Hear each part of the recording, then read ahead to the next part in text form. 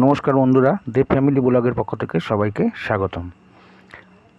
আর সবাই হয়তো ইস্কনে এসছেন, ইস্কনে ঘোরাঘুরি করেছেন, এক রাত থেকেছেন, কিন্তু ইস্কনের বাইরেও যে অনেক কিছু দেখার আছে অনেকেই হয়তো দেখেননি বা জানেন না। তাদেরকে আজকে আমি সঙ্গে নিয়ে ইস্কনের বাইরে পুরো মন্দিরগুলো ঘুরে দর্শন করাবো। আর আমার ভিডিও যদি ভালো লাগে সাবস্ক্রাইব, লাইক, শেয়ার অবশ্যই করবেন। আপনাদের শেয়ার, লাইক এবং সাবস্ক্রাইব আমাকে নতুন নতুন ভিডিও দিতে অনুপ্রাণিত করে। আমরা একটি টোটো ভাড়া করে বেরিয়ে পড়েছিলাম সাইট সিন দেখার জন্যে।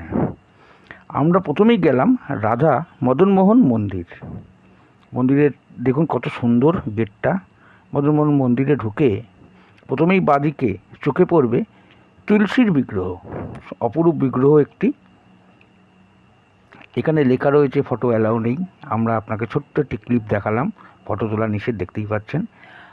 আমরা তারপরে গেলাম এখান থেকে নৃসিংহদেবের মন্দিরে। মন্দিরটি দূর থেকেই দেখতে পাচ্ছি দোতলা। মন্দিরের সিঁড়ির দুপাশে দুটি সিংহ রয়েছে, অর্থাৎ সিংহ দুয়ার।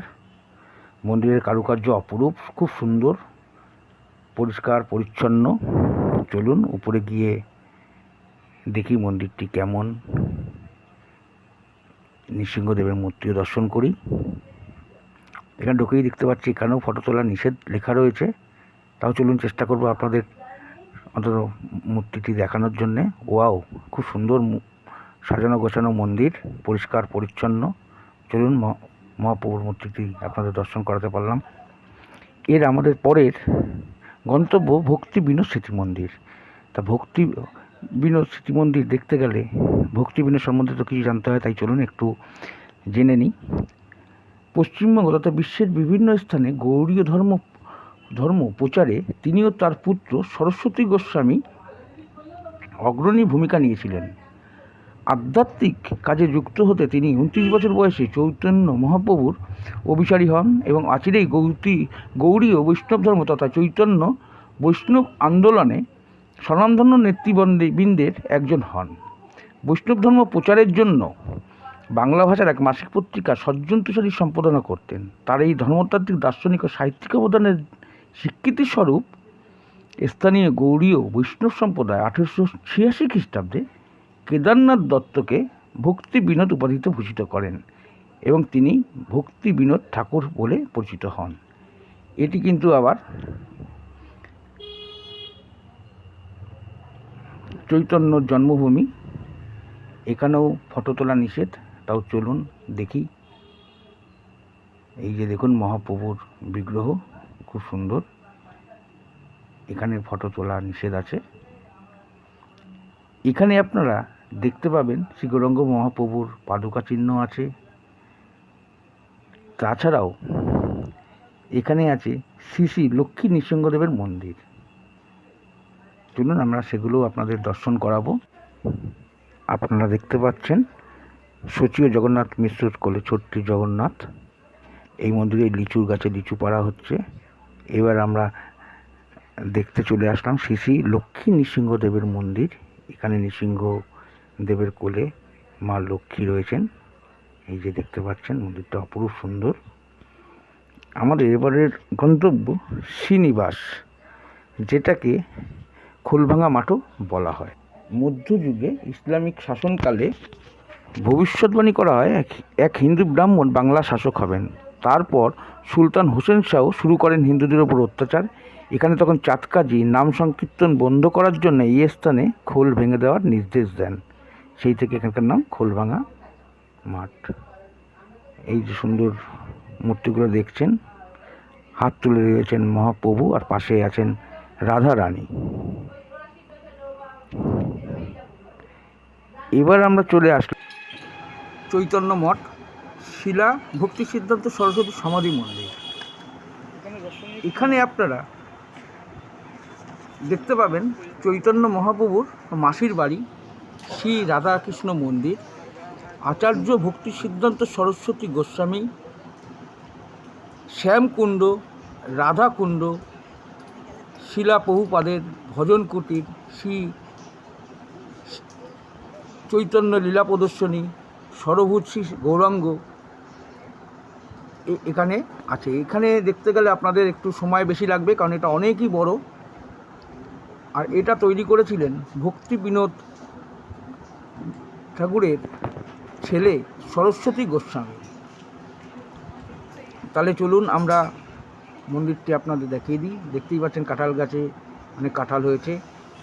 আর এইটা আমি ছোট রিলে আগেই একবার দিয়ে দিয়েছি, তারপরেও আপনাদের একসাথে দেখানোর জন্যে দেখাচ্ছি।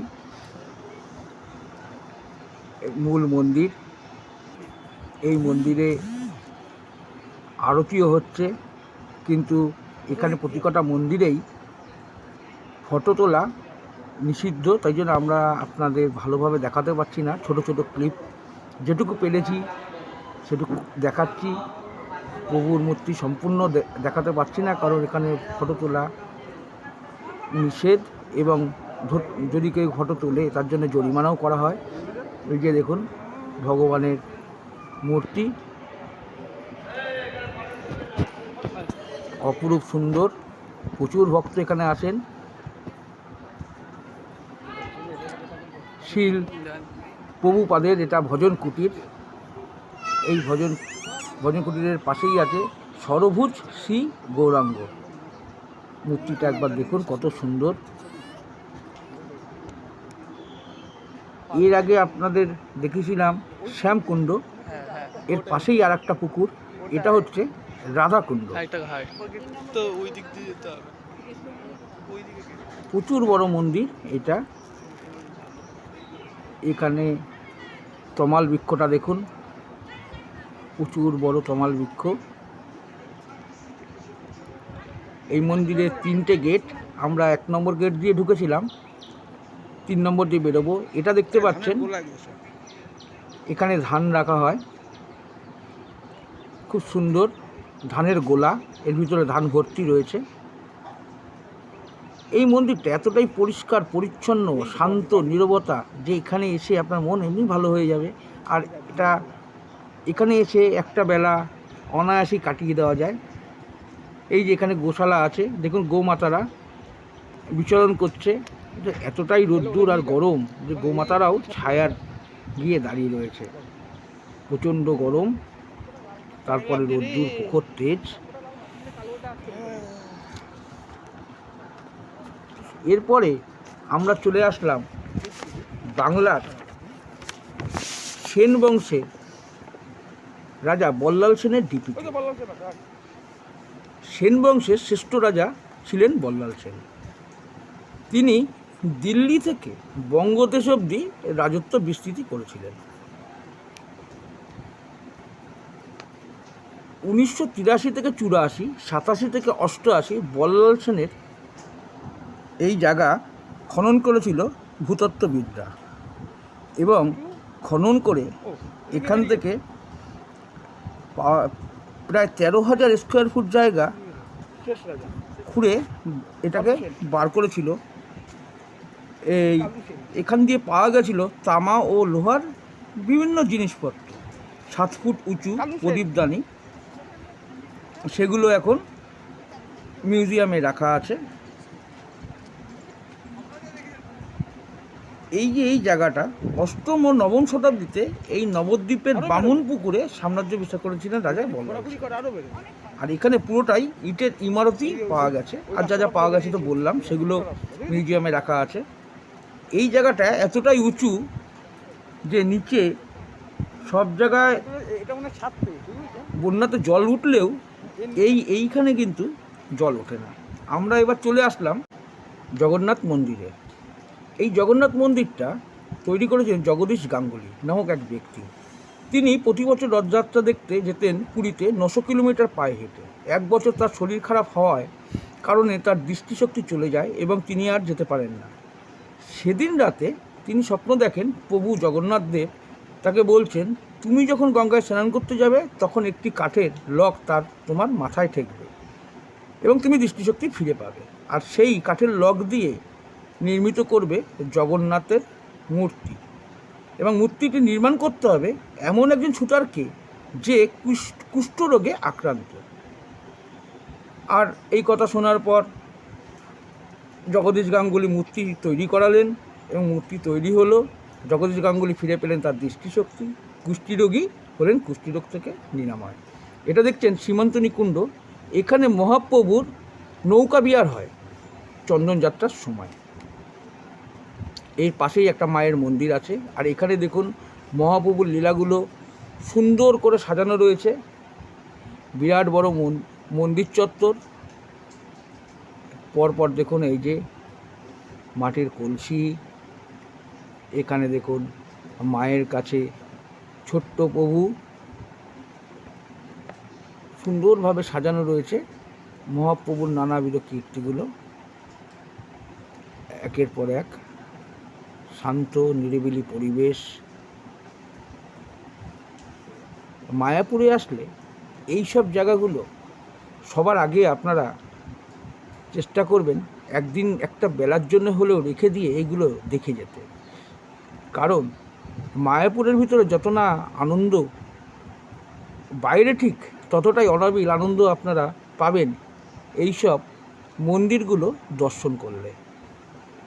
এটা ফটিক চট্টোপাধ্যায়ের ফটো।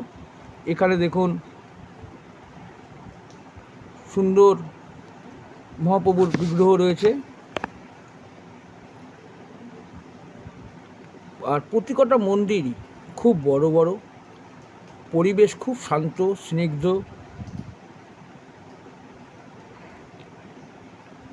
নিরিবিলি জায়গায় মন্দিরগুলো, প্রতিকটা মন্দিরেই হরিনাম সংকীর্তন হচ্ছে।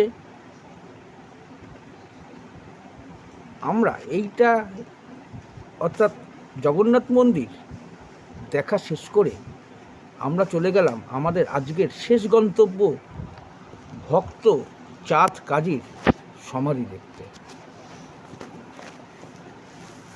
এই যে ভক্ত চাঁদ কাজী, আসল নাম ছিল মৌলানা সিরাজউদ্দিন। তিনি ছিলেন এই অঞ্চলের শাসক। গৌরেশ্বর হোসেন শাহের শিক্ষক চাঁদ কাজী চৈতন্য মহাপ্রভুর ঘোর বিরোধী ছিলেন। এই চাঁদ কাজী চৈতন্যদেব সংকীর্তনবদ্ধের আদেশও দেন। তিনি সংকীর্তনকারীদের খোল পর্যন্ত ভেঙে দেন, কিন্তু চৈতন্যদেব এই নিয়ম অমান্য করে বিরাট নাম সংকীর্তনের দল নিয়ে চাঁদ কাজীর বাড়িতে হাজির হন এবং সেখানে তাদের তর্কযুদ্ধ হয় এবং চাঁদ কাজী সেই তর্কযুদ্ধে হেরে গিয়ে মহাপ্রভুর ভক্ত হয়ে যান এবং চৈতন্য ভাবদশে দীক্ষিত হয়ে যান। আমার এই ভিডিওটি ভালো লাগলে লাইক শেয়ার অবশ্যই করবেন। আপনাদের একটি লাইক, একটি শেয়ার আমাকে নতুন নতুন ভিডিও দিতে অনুপ্রাণিত করে। আর এবার আমি আপনাদের নিয়ে যাব দীঘার মন্দির দেখাতে।